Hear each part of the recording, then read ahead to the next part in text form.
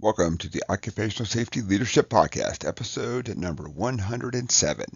In today's episode, we're going to talk about local versus systemic chemical exposure. And let's just dive right into it. Let's go over a couple of definitions before we really talk about a couple of different scenarios and all that stuff. So, the first thing, local and systemic chemical exposure refers to the way the chemical gets into the body.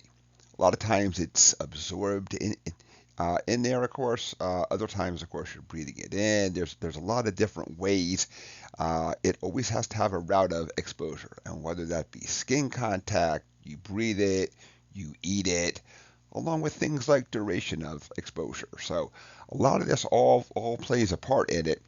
So it's not like there's a rule of thumb that you could say if chemical A this, it doesn't matter what route, and then so everything kind of plays a part in the whole thing. That's why we have to look at the situation in a totality and not just assume that we know exactly.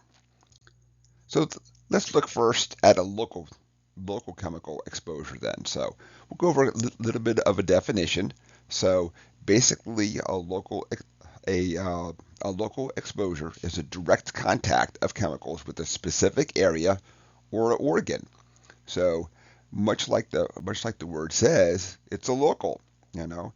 And when we kind of think about a local, a lot of times at least, I think about my hands because my hands are the ones that typically carry something. Um, they're down on a work surface. They're probably what I think, at least when I think about a chemical, is like your first your first your first line that's going to be there.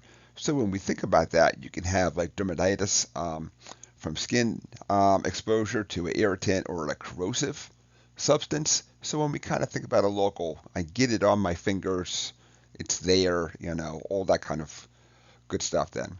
So when we look at the effects, of course, sometimes it's just very minor irritation and um, reddening and all that kind of stuff then, but it can also have a lot of damage. Say it's in the form of a corrosive, the corrosive's on your finger, and of course, obviously we have to get the corrosive off. Switch gears a little bit and look at a systemic chemical exposure.